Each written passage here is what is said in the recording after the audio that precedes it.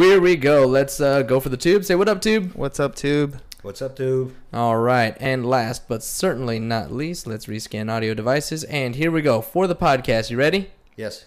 Let's do it in 3, 2, and 1. Welcome to another episode of Business Bros. What up, ladies and gentlemen? Happy Hump Day. Hernan Cias here, host of the Business Bros podcast, along with my co-host, the insurance bro, James Cias with Pipeline Insurance. And as always, we have an awesome show planned for you. Is anybody out there working on a huge construction project? I mean, I'm talking massive, right? Like probably the size of, I don't know, one of those buildings that we can see out the window in downtown? Maybe. I don't know. Huge. Well, if you do, check out today's guest and get the best strategic planning company for the construction industry on your side. Welcome to the show from Hatfield Management, Harvey Friedman. Thanks for joining us, man. Thank you for having me. wow, you're good at those. Hey, man, He does a good job. I told you, it's a little thing. Harvey, before we get into our conversation, I need to do two things. One, apologize to our audience because I messed up. So if you caught the live show on Monday, you caught it on time. I went to post the show and I put the wrong date. So yesterday we didn't have a show on iTunes. So I have to apologize, number one. But it is there, so go check out the episode. It was great. But did we get 2 shows today? Did the audience get 2 shows today? On the live feed. So it's the benefit of joining us on live. You get to see all the stuff right there live. And then second, we got to make sure we remind you guys 365 pairs of shoes by the end of the year is what we're shooting for. So if you have new shoes, used shoes, or you want to donate cash, make sure you hit James up 619-884-0045 or James at csfirst.com. He'll hop on that orange Harley he rides everywhere right over there. Pick up those shoes. 37 pairs is the most that we've picked up in one round. So let's see if we can top that. On the bike. On the bike. You picked up, what was it, 80-something? I actually didn't pick it up. Lizzie Lee brought them. Oh, you're right. So, you're right. Yeah. But on the bike, 37 pairs. So let's see if you guys can top that. Welcome to Q4, and let's talk about planning things out. Harvey, welcome to the program. Planning things out.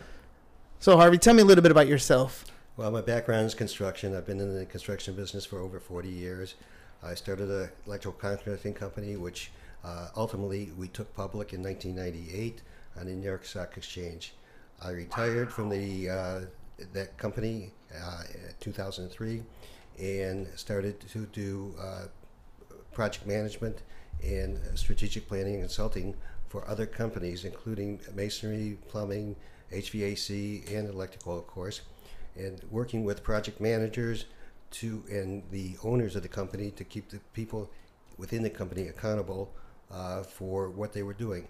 And not to browbeat them, not to micromanage, but to teach them how to become accountable and how to keep their people down the line accountable to them. And that way, bringing up the profitability of the company, bringing up the profitability of the jobs. When we get people on the show, they're very, most of the time, they're small business owners. One individual, maybe a couple employees. And we talk about some basic stuff to help create their business a little bit more scalable so that they can grow a company. Mm-hmm. Never have I yet spoken to somebody who's gone through the process of taking a company public. That's a whole different animal to me. That's true. That's a first. That's a first. Taking a company public has a whole other. Now you're talking about GAAP accounting. Now you're talking about SEC. Now we're talking about in how you deal with issuing stock and all kinds of different things on top of running a profitable company. Correct. Tell me a little bit about that experience. What was it like building that kind of organization? Well, there was an organization called Independent Electrical Contractors Association out of Washington, D.C., which has 3,500 members across the country. And I was very active in that association. I became president in 2000 of that association, traveling back and forth as president. We had a CEO, executive director in Washington, and then we had a board of directors. Within that organization, there were a group of guys who got together, did not compete with each other, but got together and said, what can we do with our companies? What can we do with the industry? And at one of our meetings, one of the guys brought up somebody who was going to put together a IPO, talked to us, and that was in May of 97. By September of 97, we had Arthur Anderson, who was still in business at that time, in our offices. There were 15 of us around the country. In January of 98, we went public on the New York Stock Exchange. What's it like putting together that kind of team? Because, when our insurance company, for example, there's 5 partners. We each have our own roles. We've been at it for, I don't know, 6-7 years now.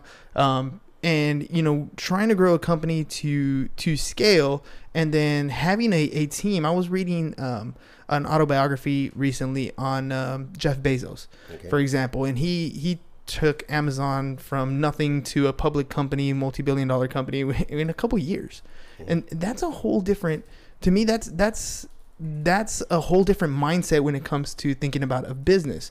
What you mentioned right now was you had certain players and certain team members coming together to put this organization together. How important is it to have those right people in those right positions? Extremely important. First of all, the companies that we're dealing with, the 15 companies that actually put together the deal in the first place, were all companies that were very profitable, were very well run, had many things in place within the company for accountability. So they knew what they were looking at. They knew how to put it together. Of course, once we became a public company, a lot of things changed for all of the way we were running our companies, because now we were reporting to a central company, which was in Houston at the time. It still is in Houston, and reporting to the New York Stock Exchange and to shareholders. So some of those things changed, but basically running the individual companies at home, in your own home company, pretty much stayed the same. You were still having your same contacts. You were still dealing with the same people. The advantage for us, though, was then we had a national presence. So we then became doing work for national companies. That's started doing work for national companies across the country because of our reputation as one company called Integrated Electrical Services. And what do you think, in your opinion, how was that transition going from having your own independent, successful company? Mm-hmm. I'm sure you were doing relatively well when it came to your finances. You were in a good position.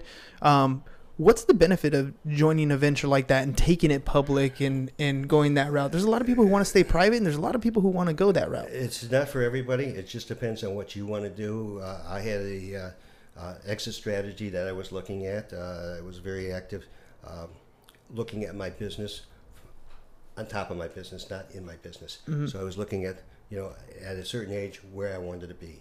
And at a certain age, I wanted to be either sell my company or do an IPO, and it worked out the way you wanted it to. It worked out the fine. Yeah. What kind of stuff did you do in your company? Because there's a lot of contractors out there, tons of contractors out there. There's tons of handyman out there, mm-hmm. That can never get past they meet the client, they do the work, they do the invoicing. Like, how did you separate between doing the physical work, working in your business, to start to work on your business? Starting to trust people to delegate to people. And finding people who knew more in areas that I did not know enough about, and hire those people, and not having fear of having them working for me. So basically, if in certain areas of the company, I didn't have the strength. So I figured I'd hire somebody who was really a great salesperson. I'd hire a great estimator. I could estimate, I could project manage, but there's different levels. So I looked for the people, the cream of the crop, to hire to bring into the company, to build my company, and that's what we did. After I retired, I came back to the parent company about 3 years later to run a $65 million a year company. It had 450 employees that the previous management team walked out one day for whatever reason. They were not held to the company for any particular contracts outside of a non-compete. And so I stepped in on day one with 450 employees, running about $65 million a year. And my deal with them was I would stay for a year to a year and a half till I could find somebody to replace me, because I wasn't looking for a full-time job. I liked what I was doing. I do seminars, and I do a lot of consulting. And that's really what I wanted to do on my time. It's funny. What you described it there reminded me of like Warren Buffett's story. He came in, and one of the key things that he would look at is a business that had a good business model, but maybe lacked in management. You had a particular incident where management just walked out. Right. In that particular instance, yes, management walked out. We're talking about the president of the company, the controller of the company, the top superintendent of the company, and chief estimator. All one day. So you come in basically. There's a fire. There's definitely a big fire. This company's burning, and you come in and start to hose it down. Right. What is someone like you walk into a company that's generating $65 million a year in revenue, 450 employees. Right.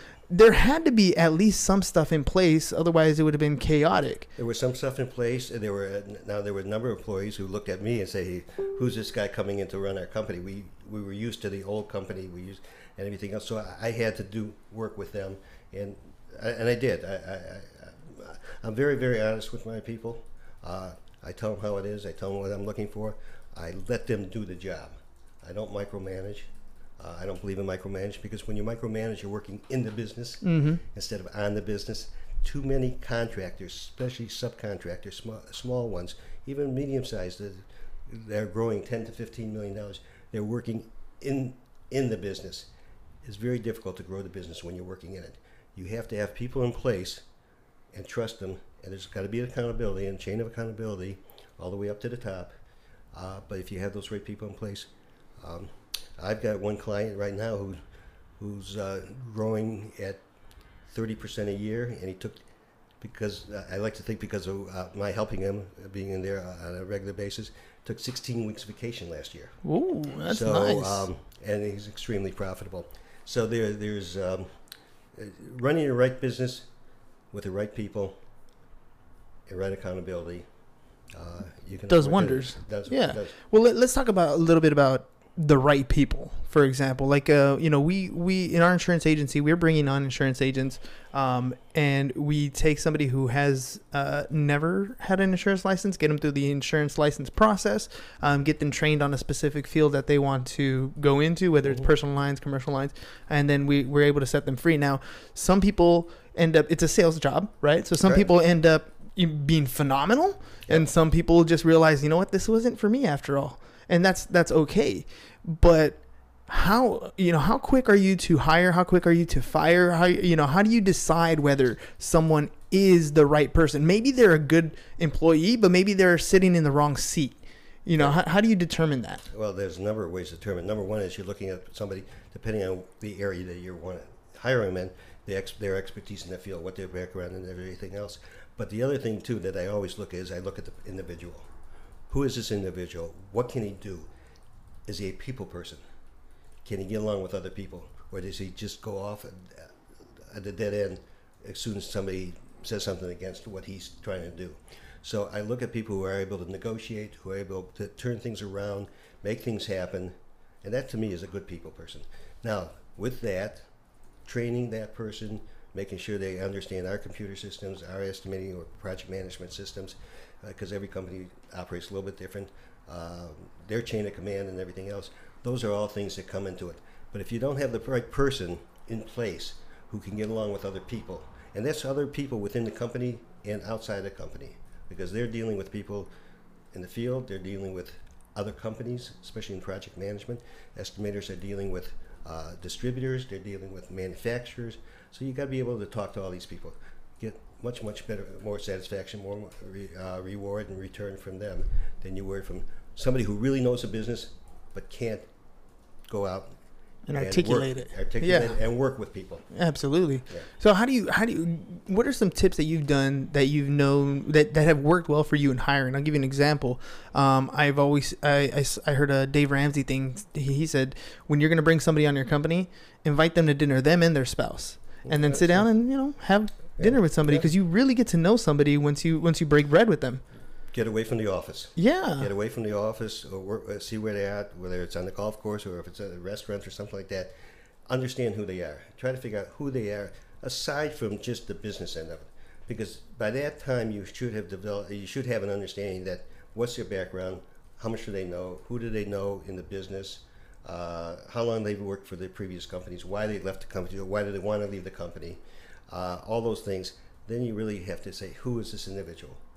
Okay. So that first part we can get on a resume, right? A Google search, we can... Right. Resume, I'll tell you, there's a lot of social media that'll tell you who they are and everything else, and you check out the background and all that. If they have the knowledge in the field, depending on where you're hiring. I mean, if you're hiring somebody who's coming in as an apprentice, okay, or to train them, okay, what's their background education, okay? But ultimately, can this person work with other people? Can they be part of the team? Because when they're part of the team, they start to talk to each other and help each other out. And what somebody doesn't know or somebody's questioning, the other guy can help them out. The other person can help them out. So that the teamwork is paramount. So speaking of teamwork, one thing that James over here has a big push on us for our company is the company culture. So we've gone through a number of different revamps as we've developed the company. You know how that goes. Mm-hmm. You try something, we're like, okay, well that worked pretty well. Let's revamp it. Let's try it this way. Right. And so we're in what we call, I don't know, the pipeline 4.0 or something. The fourth time around we're restructuring things. But he has this really big push on what the company culture is supposed to be like. What is it supposed to be like when we all hang out? What's our direct mission statement? What's our why? Why is it that we are doing this particular business? What are we building it for? And he kind of has that in motion in what he does in the background, so that every time we get a new agent and they're coming through our orientation process and they're going through our training modules, that culture is set in each and every one of them so that they take it out onto the field. What's it been like for you in your companies creating a specific kind of culture? The culture itself should really be put down in writing so people understand exactly what it is. And the type of operation you want, how you want to integrate the people with each other, what the employee handbook states, what the benefits are, everything else that goes along with it. I'm a firm believer that every employee should make a living wage where he can support a family, where he can buy a house, where they can buy a car, where they can send their kids to school. But those people have to be able to produce the job that they're hired to produce. Mm-hmm. So whether it's a new apprentice electrician coming in, we paid full education for apprentices to go through a 4-year apprenticeship program in the electrical industry. And those who didn't want to go to class at night because they were too tired, mm-hmm. They fell by the wayside. It's the ones who really wanted to say, hey, this is a business that I can make a living in, as I did. Yeah, well, I started off as a... But that's right off the bat. That's a cultural thing right there, right? It's a cultural thing. If you want to come to work for us, here's what we do. If you get the decent grades, we'll pay you for your education for 4 years. No, nothing attached. I mean, you want to leave us after 4 years, you leave us after 4 years. There's nothing we can do. But what happens is, if other contractors think that way, okay, then they will be producing a good trade mm-hmm. employee, a good journeyman, good foreman, a good superintendent. The contractors don't want to pay for their employees to go to school, or don't want to pay the benefits, okay? Those contractors can't possibly grow because they're not building a team. They're not keeping people. They're just doing the job. Did you find that when you put them through the schooling, when you provided a living wage, when you provided the benefits, did you notice the retention level or your turnover ratio drop? Turnover ratio definitely drops. Employees, it's not that they become beholden to you. They know what the culture of the company is. They know that there's advancement possibilities here. One of the things that I had an employee came into my office one time, and he was probably a second-year journeyman, so he went through an apprenticeship program. And he came in and he said, I really like what I'm doing. He says, what can I do more in this company for me to grow? Mm-hmm. Here's a guy who was interested in becoming part of the inner portion of the company. Yes. Whether it was a foreman's job or a superintendent's job or a general foreman's job or maybe estimating or project management. Here's somebody who was interested. These are the kind of people you really want to get. These are the people who are interested in the industry, interested in the job they're doing, and interested in your company. Yeah, they have buy-in and they have pride of work mm-hmm. that they do, and they want to better themselves, and they know that you've provided an avenue to do that. That's what we do. Now, what I do now is I work with companies different types of companies in the construction industry to work with their project management and estimating, and then I work with the CEO of the company, strategic planning, where they want to be in 2 years, 3 years, 5 years, what their growth is, where their financial stability is, can we grow the company based on the profitability, and then I take the project management, which is, you have a $2 million project, let's say a plumbing project or electrical project, you're basically giving that project manager a open checkbook for $2 million. Mm-hmm. And if you're not watching that checkbook, it'll go. That's right. One day you realize, oh, wait a minute, we're overdrawn on the checkbook and we're not finished with the project. So what I do is we work with the project managers to make sure that they understand that what they're spending, how much more they got to cost to complete the projects. And this way, the owner has a much more comfort level on the projects. Not every project goes great. Some go better, some go worse. But we control the project the best we can.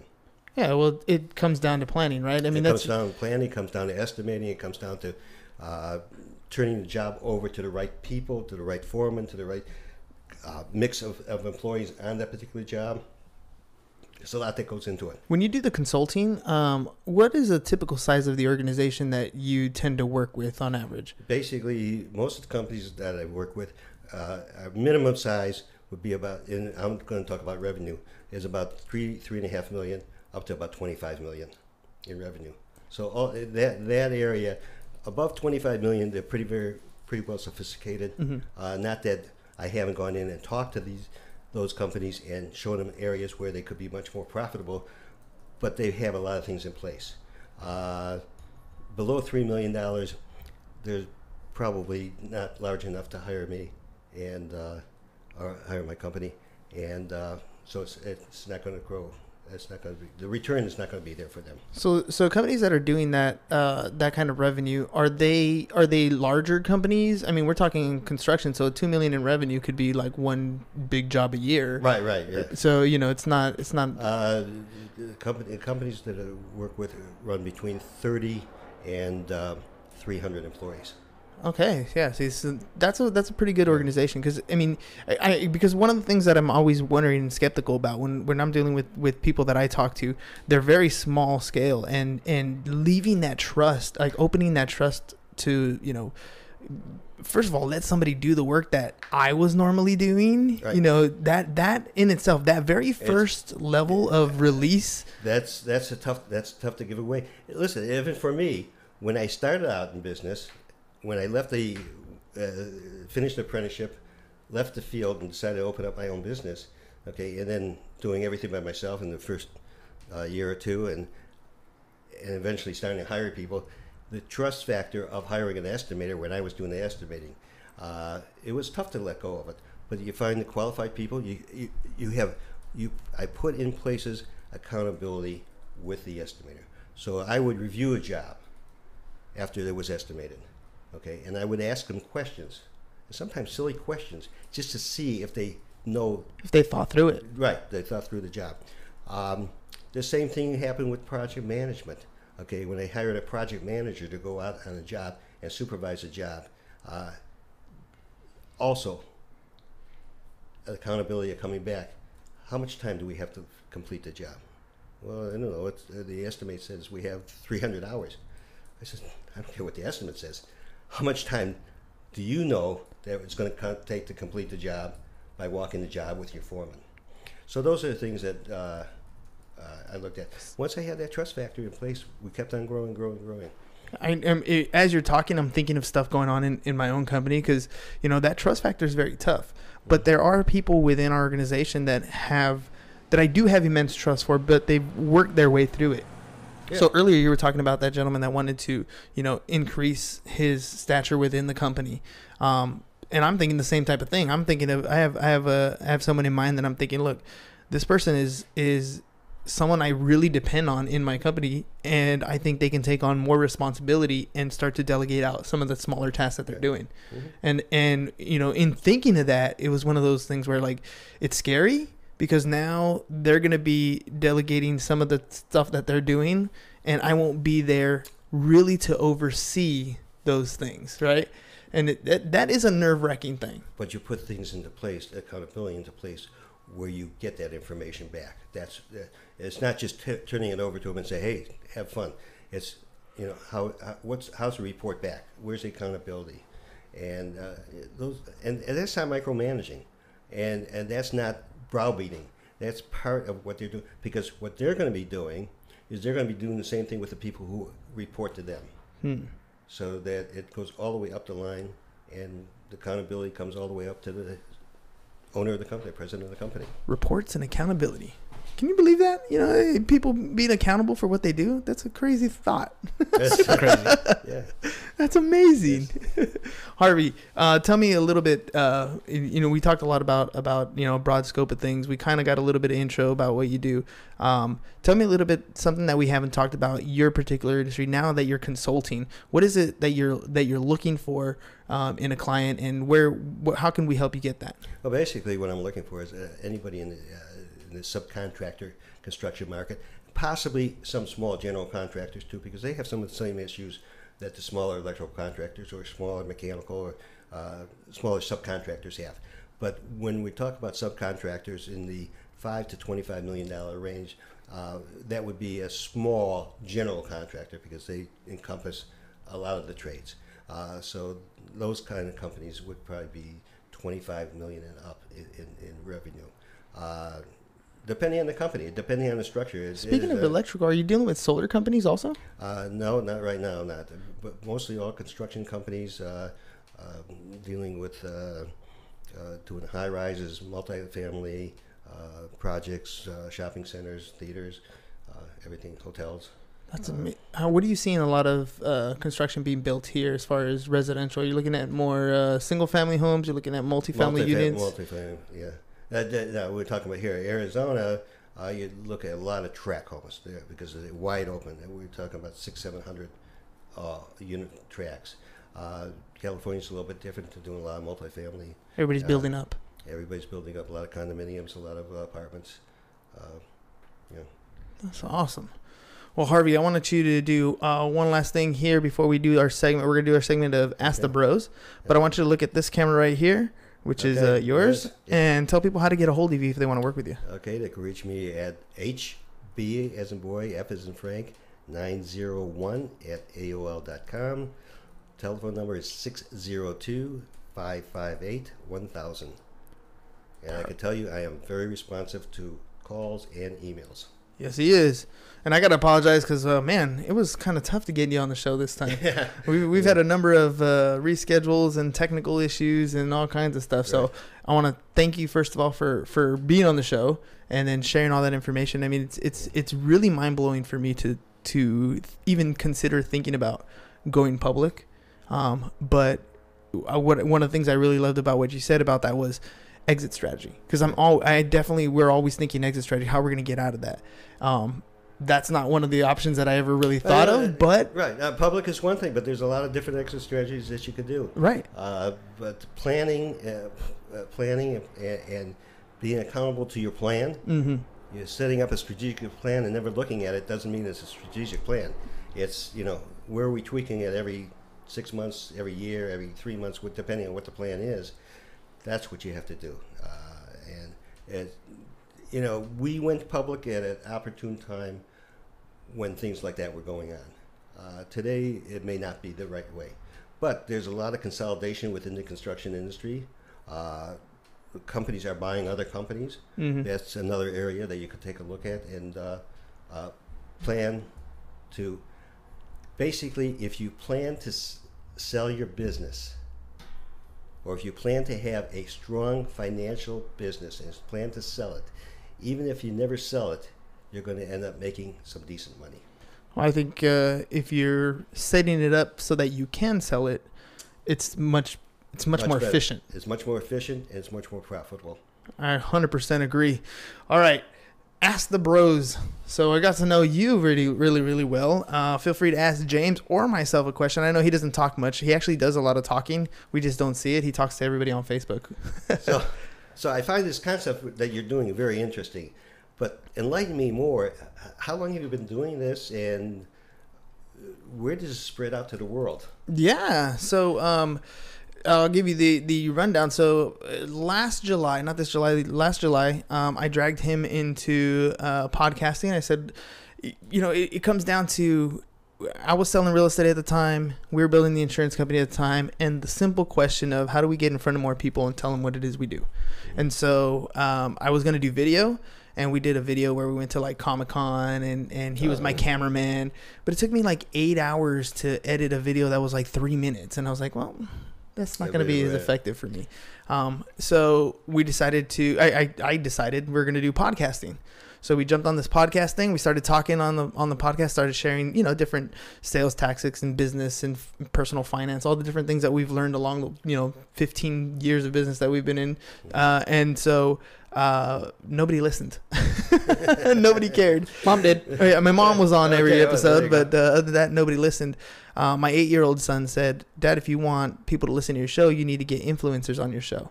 And so, I reached out to one real estate agent I knew. I was like, hey, I got this podcast. You want to come on the show?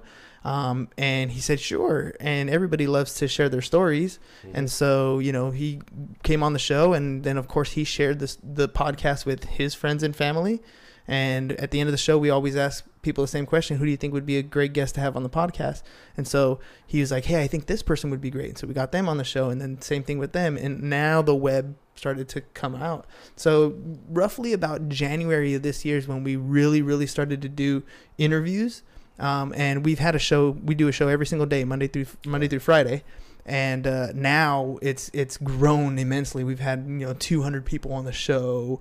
We've had number of different kinds of guests. Our Facebook following has grown immensely. The listenership has grown immensely. So now more people know who we are, and now we're doing a bunch more things that never even thought were possible with the podcast than what we initially thought we were going to do. So it's working. It's fun. It's been... What are one of the things that we're doing that we didn't think we were going to do? Oh, so one of the things that we're doing now is sponsors, for example. Okay. So now that we have a following, we're able to send that following specific information. So, for example, we're partnering with somebody for an education program, learning about setting pricing and motivation and mindset. So we have courses that we have available. We have partnered with... Coming soon. We have courses available through the Micro Schools, so that if you want to get an insurance license, a real estate license, a notary license, that's an option that we offer because we're high on education. Right. We have a solar company that we're working with, and so like if you wanted to buy... That's why he asked you about the solar. Yeah, because right now the process for buying solar is so difficult. It's somebody knocks on your door, they sit through a 2-hour presentation, and then you get a quote, and that might not be the quote you want. You have to sit through another 2-hour presentation to get another quote. So the company that we partnered with makes it easy. They come, they bring a drone, takes pictures and measurements of your roof, sends it out to roofing contractors and sends it out to solar companies, and then they bid, and you look on a portal and you just choose the bid that you want. And it makes it so much easier. I don't have to sit through all the presentations. And so that's dronequotes.net. Yeah. And so all these different opportunities that have come about within the program are things and opportunities we never even thought possible. And on top of that, we get to build relationships with people. Right. We own an insurance agency, so hopefully that relationship spits out some business. Yeah. But all just because we get on the mic every single day and listen to people and share their stories. So it's been a fun gig. Yeah. Yeah. I mean, you're in sales. Sales is all about networking and talking to people, right? That's what it is. So I get to network and talk to people and give them something that they can share. Yeah. So it's valuable in both sense. That's interesting. That's how you're growing your company. That's how we're growing our company. Okay. That's great. It works. It works. And if anybody out there is interested in solar, go to dronequote.net/businessbros. I got to remember to say stuff like that. Yeah. Sounds good. I got you. There you go. Yeah. All right. Well, that's what I'm here for. The little Harvey, things. thank you very much for spending time with us. Yeah, I'm telling you, like that stuff. What you were talking about, the whole going public thing, is something that I've been reading a lot about, and just kind of learning from people who've done it. Books and stuff. The Steve Jobs and the Microsofts and the Amazons of the world, just to kind of learn the process. not that maybe that might not be the option, but just to, understand the person, understand the systems that they put in place, understand the processes, because the more you know, Right. the better the better equipped you are for this world. So I thank you very much for coming on the show and sharing that with us. Thank you for having me. All right, ladies and gents, quick reminder, 365 pairs of shoes by the end of the year. So if you have new shoes, used shoes, or you want to donate cash, hit James up, 619-884-0045, or james@csfirst.com. And of course, mortgage professionals, you guys are the ones that we're after. You guys have a book of business that you're letting go. Fourth quarter is here.